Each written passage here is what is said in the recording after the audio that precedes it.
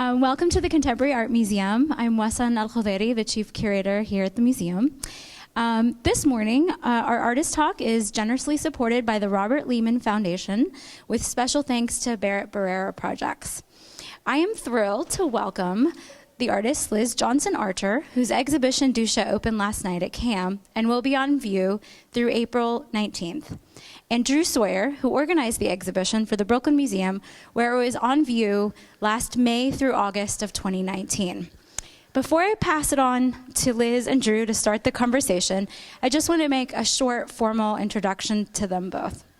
For more than 30 years, Russian Ghanaian artist Liz Johnson Artur has been creating photographic representations of people of African descent around the world. Born in Bulgaria, she holds an MA in photography from the Royal Academy of Arts in London, where she has been based since 1991, where she also works as a photographer for a variety of fashion magazines and record labels. Her monograph with Burka Verlag was included in the New York Times Best Photo Books of 2016, and her work was included in the 10th Berlin Biennial for Contemporary Art. She was a nominee for the 2017 AMIA AGO Photography Prize and a finalist for the Jane Lombard Prize for Art and Social Justice in 2018. Drew Sawyer is the Philip Leonian and Edith Rosenbaum Leonian Curator at the Brooklyn Museum of Art, and has previously held curatorial positions at the Columbus Museum of Art, the Museum of Modern Art New York, the Guggenheim Museum, and the Chazen Museum of Art. He holds a PhD in art history and archaeology from Columbia University. Drew's writings and curatorial projects cover a range of topics from the origins of the social documentary traditions in the US to contemporary photographic practices. He's a regular contributor to scholarly volumes, exhibition catalogs, journals, and magazines, including Aperture, Art Forum, and Moose. Following our discussion, we will open up the floor to some questions if we have a little bit of time. So when we get to that part of the morning, please raise your hand if you have a question, and we will bring you a microphone. So without further ado, Liz and Drew.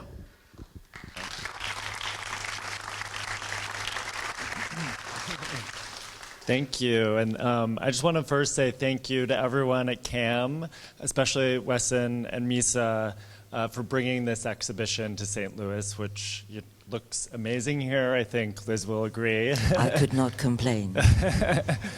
So yeah, thank you, and it's good to see so many faces this morning. I know the weather wasn't great yesterday, so we'll just sort of jump right into it. So as Wesson mentioned, the exhibition was on view last summer at the Brooklyn Museum. And one of the reasons when I got to the Brooklyn Museum, I've only been there about 2 years. And so Liz's show was one of the first I proposed to our curatorial team and our director. And for me, I'd been interested in Liz's work, but I think for the Brooklyn Museum, I was really interested in this connection to Brooklyn. So I thought maybe you can talk a little bit about your first visit to Brooklyn, and more specifically, how you got interested in photography, or your specific approach to photography. Before I start, I have to also say thank you for having me. And I have to thank Cam, Wasan, and everyone who works here, because, museums and galleries sometimes can be quite clean, and clean sometimes can feel quite cold. And as soon as I entered this place, I felt very, very warm. And it was the people who work here, so thank you very much for having me. How did I start photography? In a way, how I start things, someone introduces me to it, and I'm hooked. And I was hooked because, not so much because of this photograph, but through how you get to a photograph. And it's the simple thing of suddenly understanding that a photograph, in the time when I started, I know we're now in a digital era, but when I started, there was only film. And a friend of mine, we were just hanging out, and he said, oh, let's take some pictures. And I'm like, I don't mind being in front of the camera, it can be fun, so that's what we did, we took pictures. And then he said, okay, so let's go and process the film. And it was like, what, you can do that on your own? You don't have to go to a chemist and give the film there? No, he said, come, I know a dark room. So on that afternoon, I discovered that I can take a picture, I can go to a darkroom, I can process the film, and I can, if I know how, I can print it. And I emphasize this because one of the things that was important for me and why photography sort of stuck with me was that I discovered a voice that I can make my own. And make my own in a certain way was the fact that I could be there from the beginning till the end. And that's something that for me kind of liberated me. It made me think that actually if I can create a picture and people want to know what this picture is about, then they have to come to me. And you know, this is something that for someone who in a certain way grew up with, you know, I didn't have a black community around me. I even didn't think that I have what it takes to call myself black. So for me to understand that there is a tool, there is a voice that I can use to look out, to search. And, you know, so photography came to me through this taste of the process of how to get to a photograph. And it coincided in a sort of like, in a period of about 6 months that my mum, who liked to travel a lot, and she's very kind of, she likes to travel and meet people. She's always, I think if anyone taught me how to not be afraid of strangers, it's my mum. And, you know, she said, oh, you want to go to New York? You know what, I know this guy. I'm going to get hold of him and I'll make sure he invites you. Because at the time I had a Soviet passport, and what a Soviet passport meant was that I couldn't go anywhere unless someone invites me. You know, that's the only way you get a visa. And I think to a certain extent that's still true for a lot of human beings. So this man invited me and I was going to New York. And I have to say that for me, America, New York, was the movies. No? So when I arrived, I was in the movie.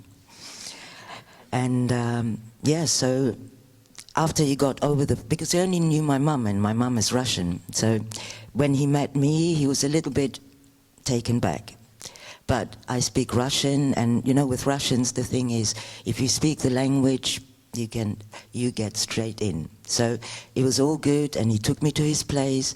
And I still remember this drive that was like driving through a movie, because, you know, it just looked like the movies. And suddenly we ended up in the street, and the street was full of black people. And I was just like, yeah, a little bit taken back, because I've never been surrounded by black people. Anyway, I stayed there, and at some point I realized I need to go and, you know, meet people. And I had my first camera with me. So I thought, well, I have to go and take pictures. But it took, I think, it was agonizing because, you know, what I saw, I wanted, but I just didn't dare to ask. I didn't dare to take my camera out. And there was a moment where I remember I was in Central Park, and I passed this place where I saw a man lying under a tree, sleeping. And I presume he was a homeless man. And the light was perfect, the setting was perfect, and I felt like I'm going to go and, you know, I thought, now I can take a picture because he's asleep, no? So I take my camera, and as soon as I pick up my camera, he wakes up. He wakes up, he gets up, he looks at me, he sees what I'm trying to do, and then he just goes back and sleeps. And I'm like, okay, I just do it. And I don't know how to explain this, but, you know, it kind of made me realize that you're not always someone who takes, who, you know, it's not a thing of, you know, endangering people with a camera. And sometimes people just let you. And I think that moment, for me, just kind of opened something up. And from then on, my camera was out, and I was out.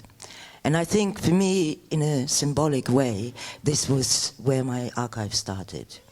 So from then on, that was it. The rest of my stay in Brooklyn, I mean, there's 2 pictures here from that trip. I was just out there taking pictures. But I think because it was something that somehow had a lot to do with my own personal needs. I also realized that for me the camera is a way of getting to know people, getting close to people that I didn't know how before. So yeah, in a certain way, my love for photography also opened up the possibility that I can actually find something out that before I didn't know how. Sorry. That's maybe a good segue into the subtitle of the show, which is Dusha. So obviously it's a Russian word, so maybe you want to tell us a little bit about the meaning of the word and why you, because you actually selected the subtitle. I asked you, and you know, it's funny because I mean, Dusha is the Russian word for soul, but Dusha is also a word that is used in Yugoslavia, it's used in Bulgaria. It's a Slavic word for soul. And, you know, the Slavs, they fight who is the owner of it. So I want to make the point that I knew the Russian side, so I had to put it from that point. But if there's anyone from Bosnia, from Yugoslavia, from Bulgaria, I'm not taking anything away. It's just I know the Russian version. Why Dusha? I think because I grew up with that word, and it's always been, you know, I guess there is a certain thing about the Russians talking about the soul. But I think for me, in context with the show, when I was thinking about it, I thought I want something that has no color, no shape, no size, but is something that actually describes what we as human beings all share. And we share it, I think, in every culture. I think every culture has a reference to this thing that is human, that is maybe not physical, but it is what makes us who we are. And I felt that in a certain way, the combination of how I got to Brooklyn, how, for me, what I do, yes, I call my archive Black Balloon Archive, and what you see in my archive is black people, but I'm after the soul. I have to say this time. I've never said it, but, you know, I'm not trying to own it, but I do like to have a glimpse of it. And I think photography showed me how I could maybe try to get that. So that's how I came to Dusha. And you mentioned now a couple times your archive, right? And so for those of you that have gone through the show, you'll notice in one corner there's an installation that is called the Black Balloon Archive, but actually in many ways all of your work you sort of categorize under the umbrella of your archive as well. And, you know, obviously many of us, when we hear the word archive, we have many associations. I think in the history of photography, there's a lot of bad associations with archives. We think of surveillance, with power, with knowledge, colonialism. So, you know, it has a lot of baggage. So I'm just interested for you to talk a little bit about the way you think of the archive, why you chose to conceptualize your work or call your work an archive, and how you think about that.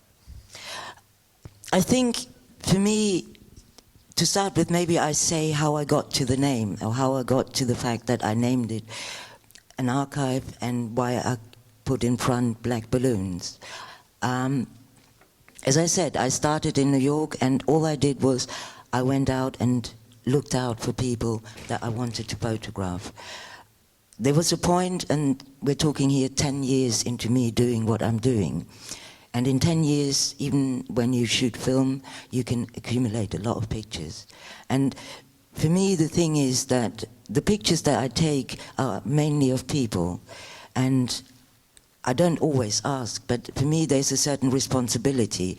And it's not just because I'm a good person, but because a life where you tell people something and do something else is not a life I want to lead, you know. And having an archive, going out, asking people if I can take their picture, or taking the picture because I feel they let me take it, those things I have to take home, and I have to keep them safe.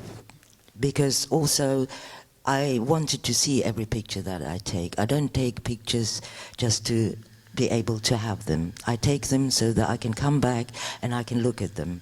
And I think after 10 years, there was this thing where I felt like I need something to hold on, you know, because it's, you know, I'm not the archival type. I'm not the person who knows how to put things in the right order so that, you know, my archive is a little bit reflecting how I go through life. You know, it's more organic than linear. But I think I wanted a name because it kind of, I wanted to take my work serious. And I think sometimes you need a framework for that, because the main thing was that I love what I do. And for me, that's good enough. But I think in order to hold on to things, and also to be honest to the fact that when I ask people if I can take their picture, it doesn't disappear somewhere, or, you know, I have a responsibility if I take someone's picture also to make sure that I see this picture, also to make sure that this picture is not just a pretense or it's something that will disappear, because I do really strongly believe that every person that I've photographed is worth being here, it's worth being in my archive. And, you know, I think it's a human need. You know, I don't talk, when I talk about my archive, I photograph black people. I photograph human beings because I'm a human being. And I'm very much someone who, you know, if this world goes down, I want to go down with everyone. I don't want to be, you know, this Hollywood scenario, you're the only one left, what you do. So for me, it's very important to you know, to I suppose have a certain idea of community. And the fact that I could do this all by myself, the fact that I have to preserve it, I thought it is an archive, because, you know, archives are slightly removed. They're run by institutions, they're run by people who make sure that things get preserved. And for me, an archive really is something that is a place that keeps things safe, because they're valued. And I think those things are, you know, in a loose way, why I do what I do. Because I think if I have this voice, if I take this picture, I have a responsibility to make sure that this picture doesn't get misused. And I think all these kind of like considerations, in a way, are part or the foundation of my archive, if that makes sense. Yeah, I mean, I think, you know, one thing you were talking about is, you know, those sort of relationship to community. And I think going through the show, I hope, you know, what I think, you know, is an important part of your work is the space you give to the people that you photograph. So maybe I thought you could talk a little bit, say, about one work, which is James Barner, who himself has an archive of photographs and was an inspiration to you. So there's a piece on one of the first walls. So maybe you can talk about that. Yeah. James Barner is an interesting thing. I don't know if I should go too much into who he is, but I definitely recommend for you, if you don't know who he is, to Google him. I think that's what you do today. But I met James Barner before I had a chance to come to his place and hear his story and look at his work. I met him at an event, and it was an event where I tend to always emphasize that I shoot on film. And, you know, so I was doing all this, and afterwards he was like, you know, when I started, I was shooting on glass. You know, this is the kind of competition, no, I wouldn't call it competition, but it is this thing of making sure he was first. And there's nothing I can, you know, I can't compete with that.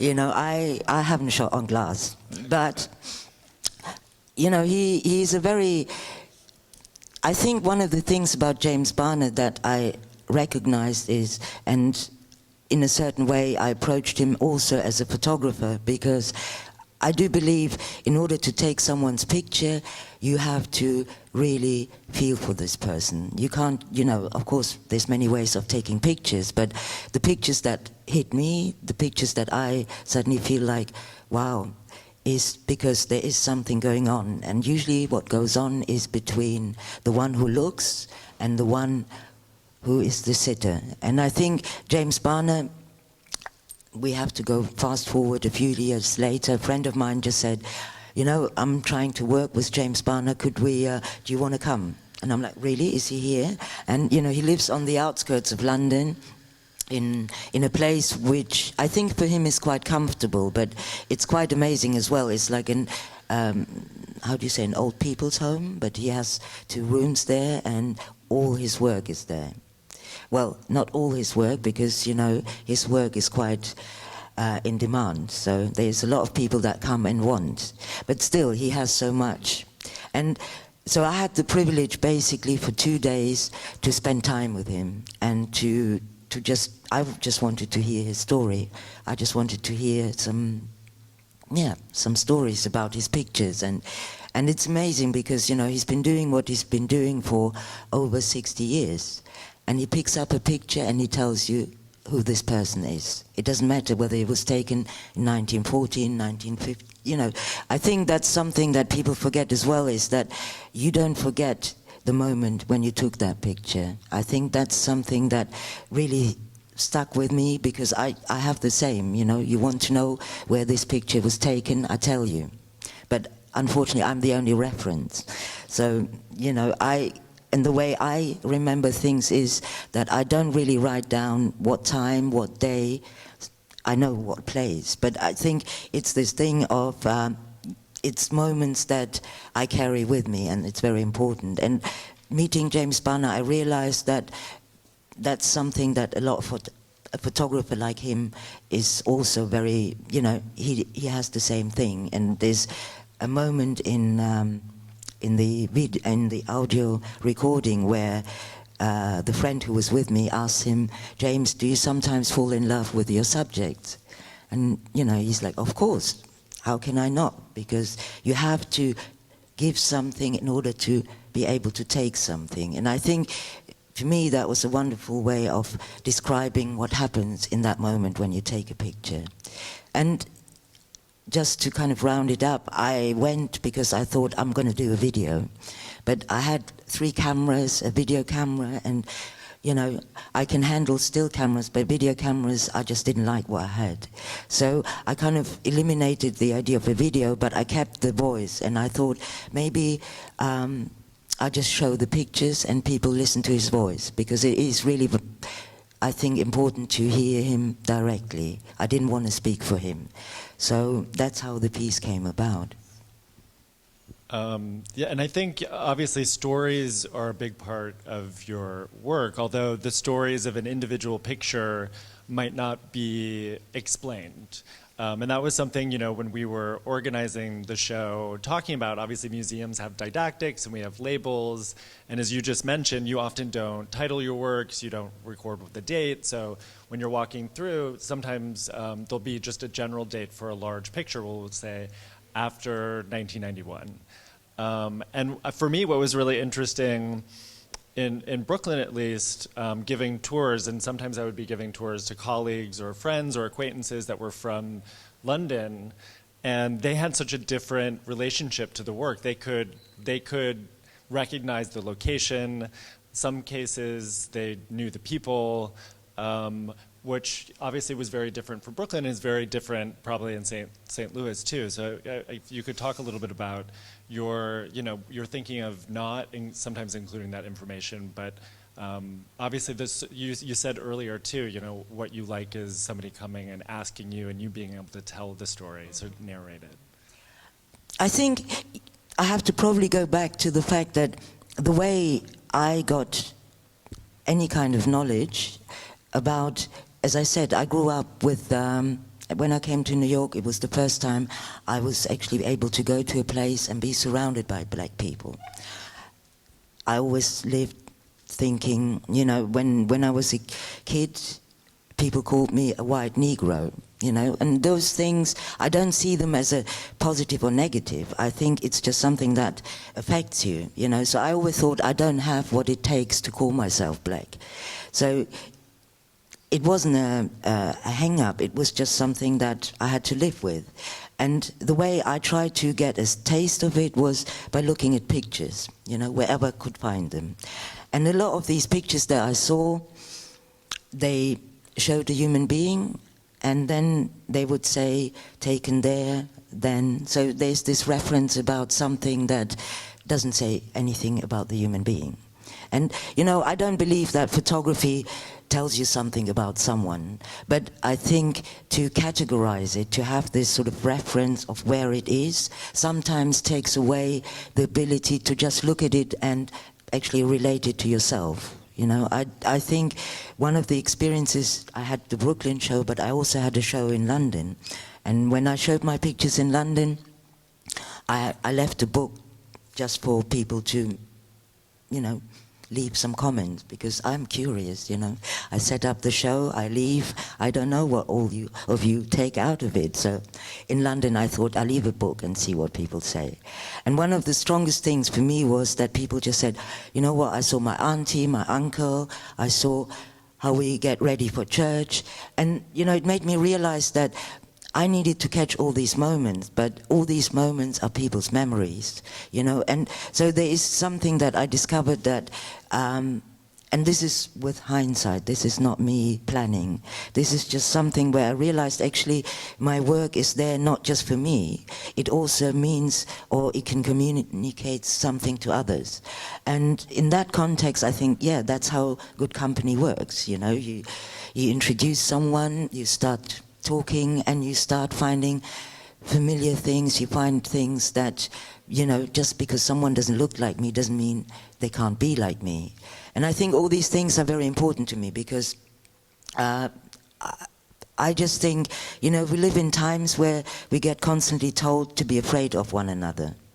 And I personally feel when this kind of thing comes up, I go out and I start talking to people, because I don't believe that most of us want to hurt each other. I don't think that. And I think what we need is to not be afraid of one another. And the fact that I needed to meet people, that was my motivation. But I think also I've learned so much. You know, I would not be the person that I am without having all these moments. And, you know, in a certain way, those photographs that you see have made me a very rich person. Rich in, you know, as I say, my show is called Dusha, so that's where I'm rich. And did you? I think maybe I should say something about some of the artwork that you see. Like the display that I call Black Balloon Archive is really a representation of how I live with my archive for a long time. I think now I'm kind of slowing down, but what it was for me is I had in my place in London, I built myself a darkroom, because that's something that's always been essential to taking pictures, to also be able to print them. And in that time, which was sort of from the early 90s up to I had my child, which was in 2002, I lived like this, you know. I would either travel, come back, and, you know, go into the darkroom and print. And I like big prints, you know. I'm very sort of like, I want, not big in terms of huge, but I just wanted them physically. So that's why this display, in a way, shows or represents these boxes and boxes and boxes of prints that I have.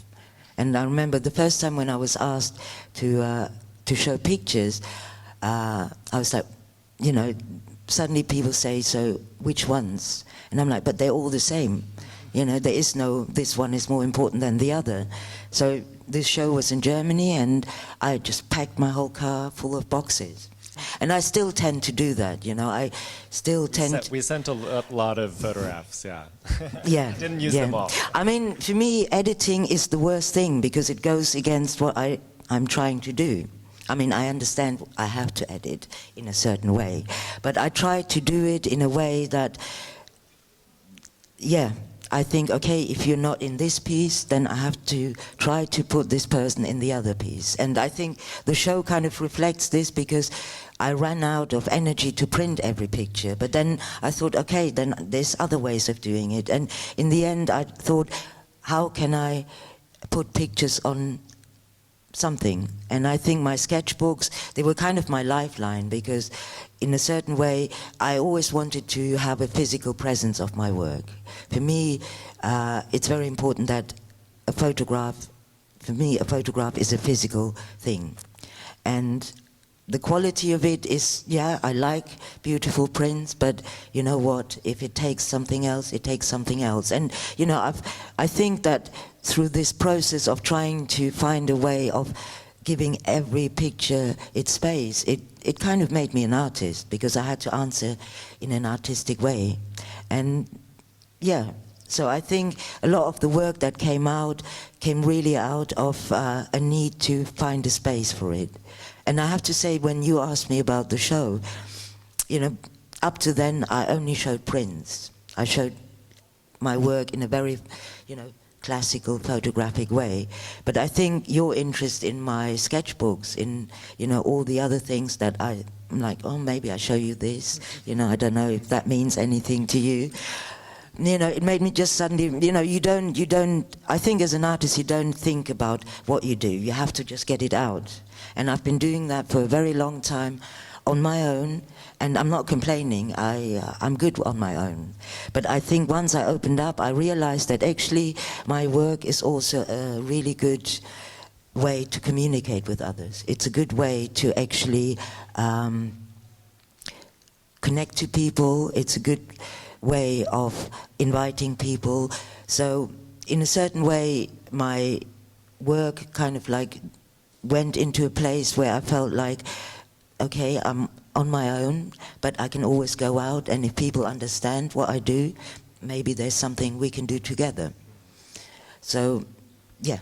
Yeah, I think for me, you know, when I first visited your studio, my first exposure to your work was in the book format. You published a monograph in 2016, which was it called, the Black Balloon Archive? Or no, it just had my name. Just your name. Which was a very beautiful, classic, well-edited and sequenced book. I know it took you a while to edit, as you were saying. Editing is not something you like to do. But it's a beautiful book, and it's, you know, classic. It's a single. Each spread has a single photograph on it. But then, you know, as you said, visiting your studio, you had all these sketchbooks, as you call them, and you had printed on all these different types of paper, on textiles, fabrics, and I just loved your sort of exploration of materiality, of the way that photographs can live beyond the print, but still as objects. So you'll notice there's a number of cases throughout the exhibition that feature some of these works, and obviously in an ideal world, all the visitors would actually be able to flip through those books and see, you know, they're filled with images. For Cam, actually, Cam added a textile book that visitors can flip through, which is really amazing. Do you want to talk maybe a little bit about that specific book? Yeah, I think, you know, maybe what I can say just to make people understand why I go into places where I want to touch things, you know, and I believe that we touch with our eyes, you know. There is a tactile, visual appreciation that I have, and I've always had this thing that, you know, I find it difficult. I didn't have a darkroom or a place where I could print pictures for about 7 years, and that meant for me I have to find other ways of doing it. And I think through trying to explore this, I realized that actually what I really want is when people look at a picture, they might want to know what it feels like. And literally, you know, if you print on leather, you might want to know what does it feel like. If you print on wood, or maybe you know what it feels like when you touch wood. So I think it's kind of going beyond the fact that I just look, because I think when I take pictures, when I engage with people, I don't just use my eyes, you know, I use my ears, I use a lot of times my hands. I just feel that it is something that is very much tactile. And for me, being a photographer, I felt almost a bit handicapped, you know, it's like, but I only take pictures. But I realized that I will probably always start with a photograph, but this photograph might end up on all kinds of things. I've printed on all kinds of things because it's possible. And I think this exploration made me also realize that for me, the idea of photography is one of physical presence. And I think because I photograph people, because I don't want people to just look at others, but also understand that they, you know, there is a tactile quality to everything, you know. That's why I think I went to that place where whatever it takes, you know, and it's something that, as I said, I think made me an artist, because I never really used the word artist, because it was not something that was kind of like presented to me as a possibility. But I think there was a point where I realized to call yourself an artist means that you are free, because there is a certain way of looking at artists that gives them space to be whoever they want to be. And we seem to accept it. And I thought, I want that space. I want that freedom, because that's how I feel about the things that I do. So I used to be a photographer, now I'm an artist. That's what I'm trying to say. Well, I want one more question, and then I'll open it up to the audience, because I'm sure they're dying to ask questions as well. You know, obviously, a big part of your work and your practice is in London. So a lot of the work in the show was made in London, is about where you had your studio for a long time in Peckham. There's one work, a vinyl enlargement on the direct wall behind this one, called For Granville. So I thought maybe you could just talk about that and its relationship even maybe to the video Real Times, which are both really, and even the London Tapestries, this sort of moment where it's really about London, but a specific sort of communities in London.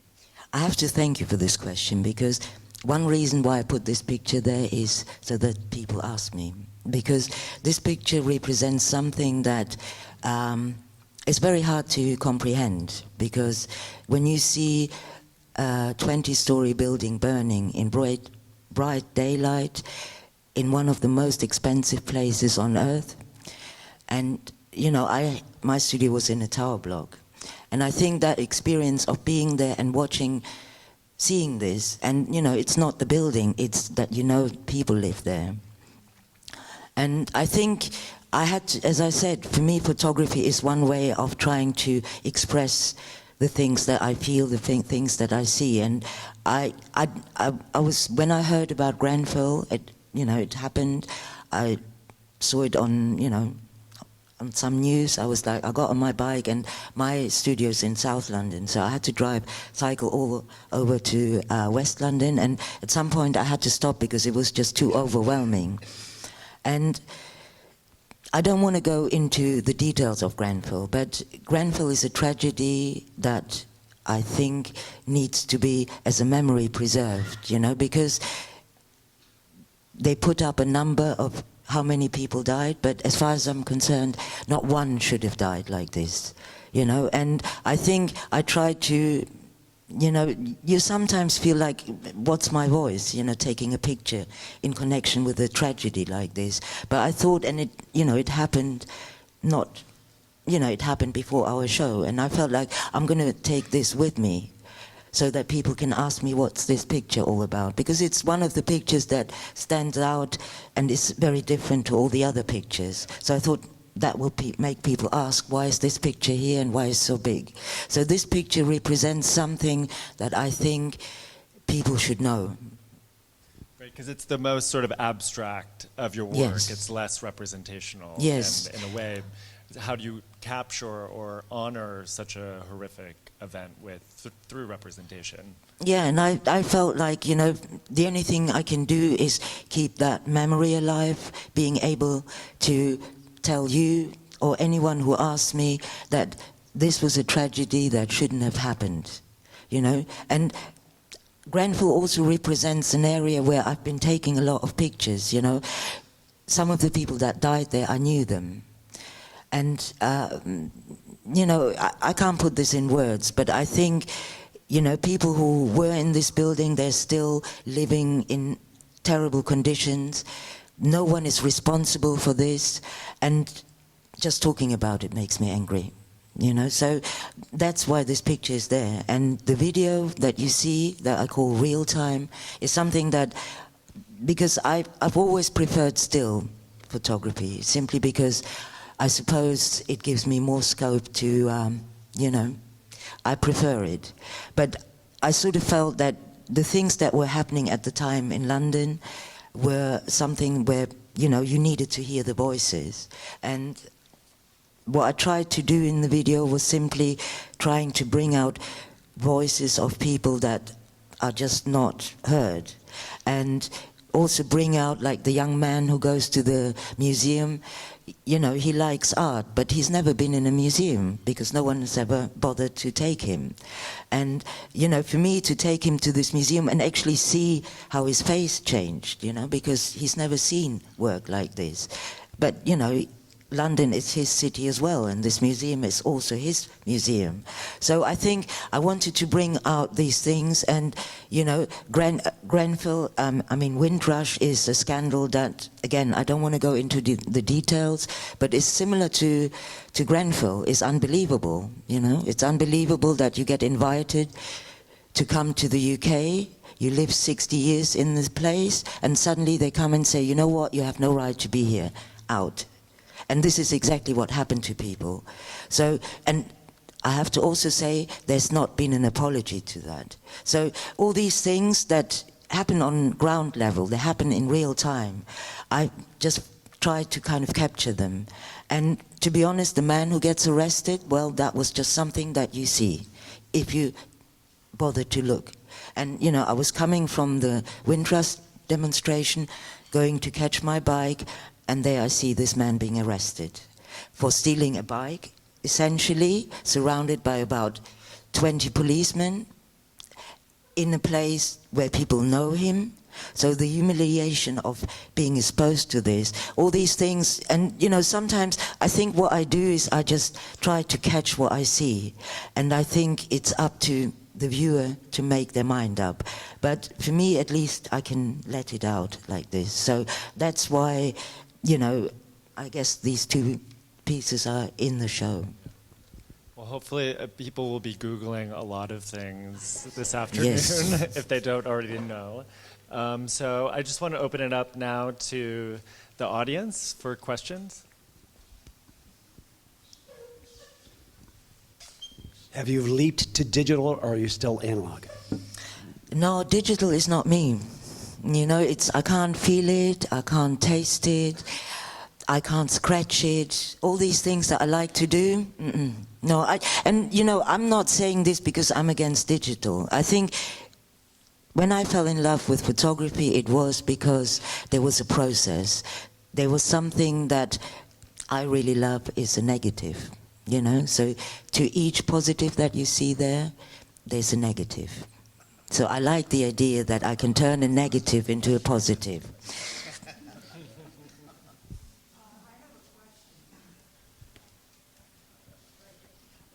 Have you ever felt, and it's an odd question and I'll back it up with a story, have you ever felt that you might be stealing people's souls?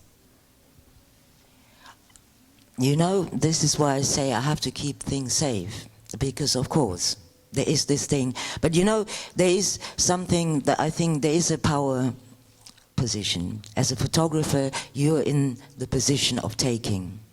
But I also think that what you do with power is where the stealing or the taking comes in, you know. And yes, I think I do take something from someone, because, you know, once you take someone's picture, it has its own life. And for me, I think there is a moral code to it, you know. There is something that I need to keep, and that's why I said I don't want to have a miserable life. I don't want to steal all these souls and then suffer in hell.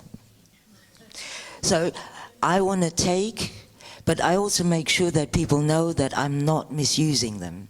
Or if I take it, that I keep them in a company where they're represented in a way that I feel, you know, gives them justice. You want to say? Yes.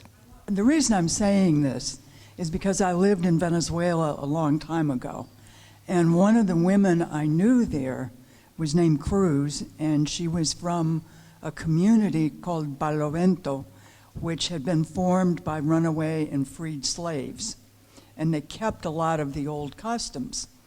And when two friends of mine and I were getting ready to come back to the States, she asked me what she could give them as a way of a going away present.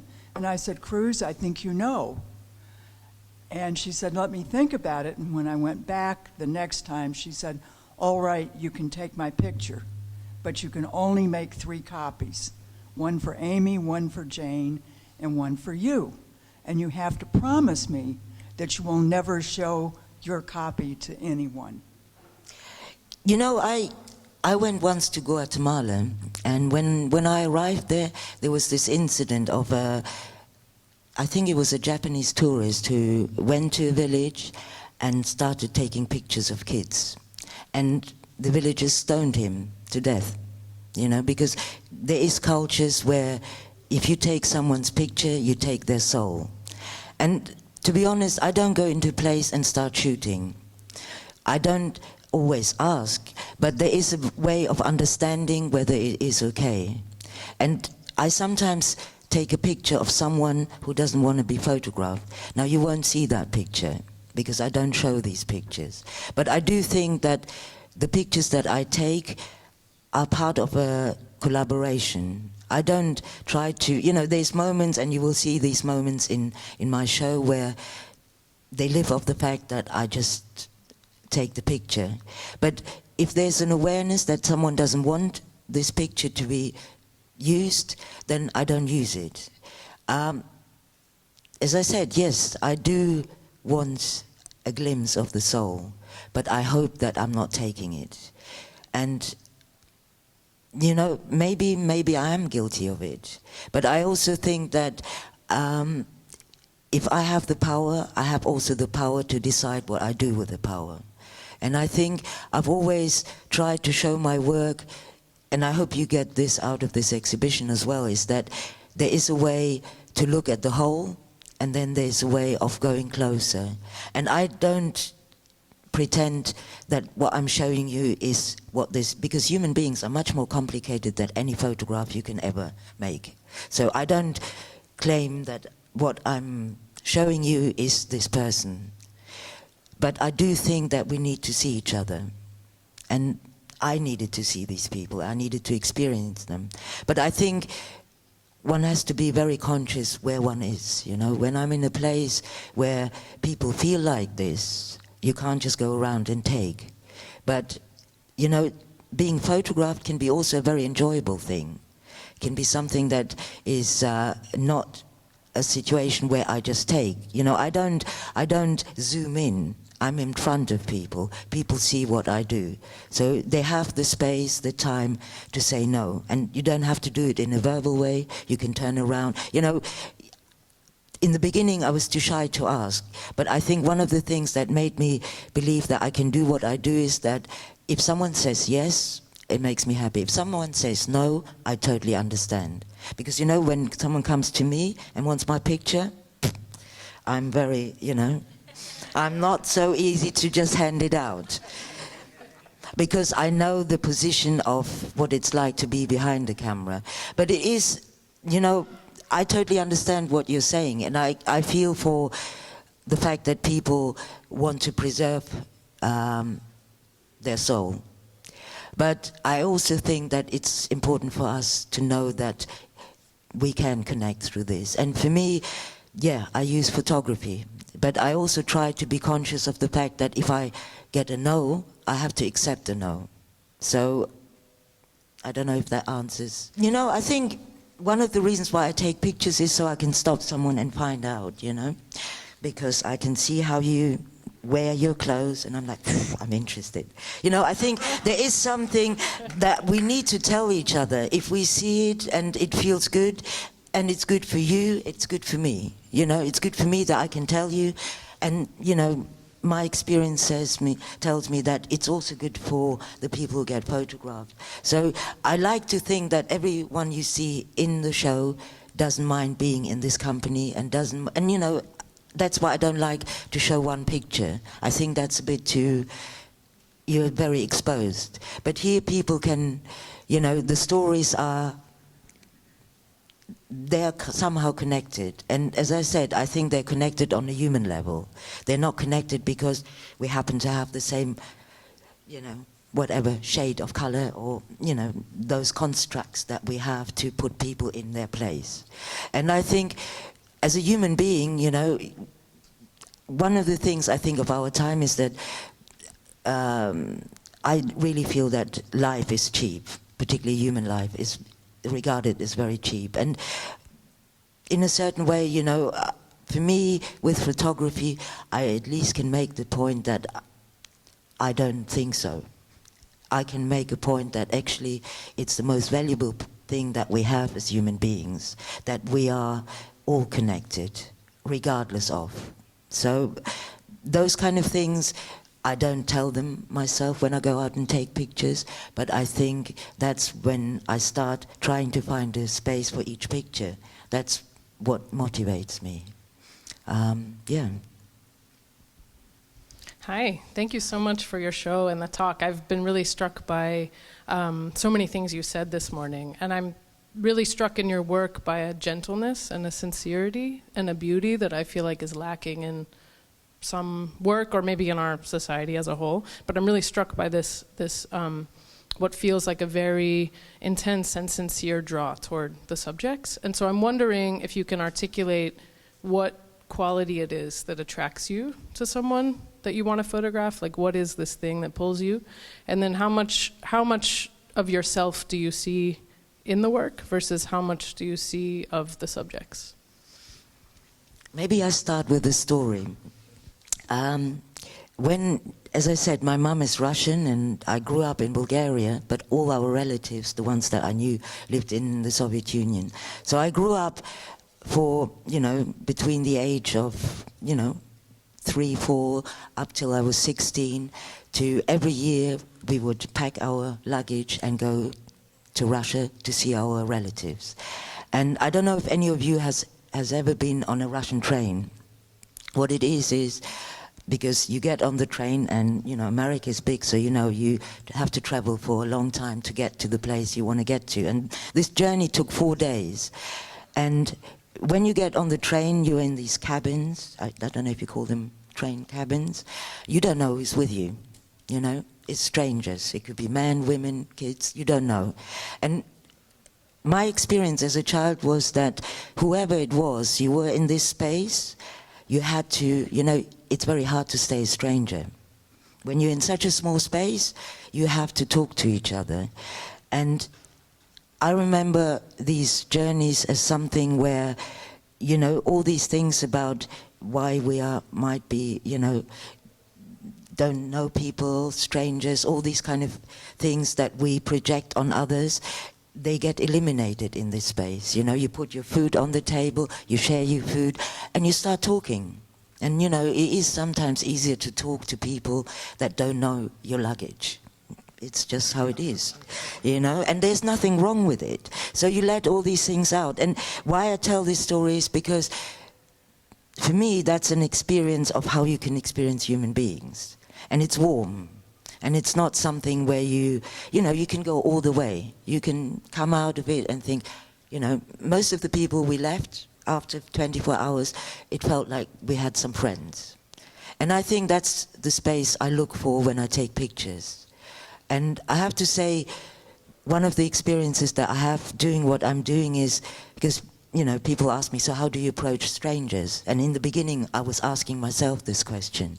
But actually, people allow me to not be a stranger. You know, there is a way of us communicating, of us seeing each other and appreciating each other without suspicion, fear, or, you know, all these things that make it kind of impossible for us to appreciate one another. And, you know, as far as I'm concerned, that's my first point of reference, is someone else. If I want to know why this is happening, you know, like the place where I live, we had Brexit. When that happened, I went on the street and asked why. Why did you vote for this? And so a lot of times I think, yes, there is, you know, higher grounds, but really I like to walk on the ground, because most people walk on the ground. And I'm an emotional person, you know. When I talk to someone, I like someone, I can't help showing that. And I think my photography helped me to do that. Because, you know, obviously you can't go around hugging everyone. I mean, maybe you can. But with my camera, I can. And that's how I like to do the things that I do. You know, that's how I like to relate to people. And I have to say, I don't do this 24 hours, you know, every day of the week. No. But when I can, when I feel good, I know that I can go out there and connect to people. And for me, because I take photographs, I use that as a way of coming closer. Because my experience is that you can get close to people. You don't have to be afraid of them. And I guess the way I want to take my pictures is that this is something that comes across. You know, I think, you know, being a visual person, I had to work this thing out that actually there's nothing wrong with being emotional. You know, I know it's cool to be cool, but, you know, it's also nice to be warm. So that's kind of how I move. I don't know if it answers.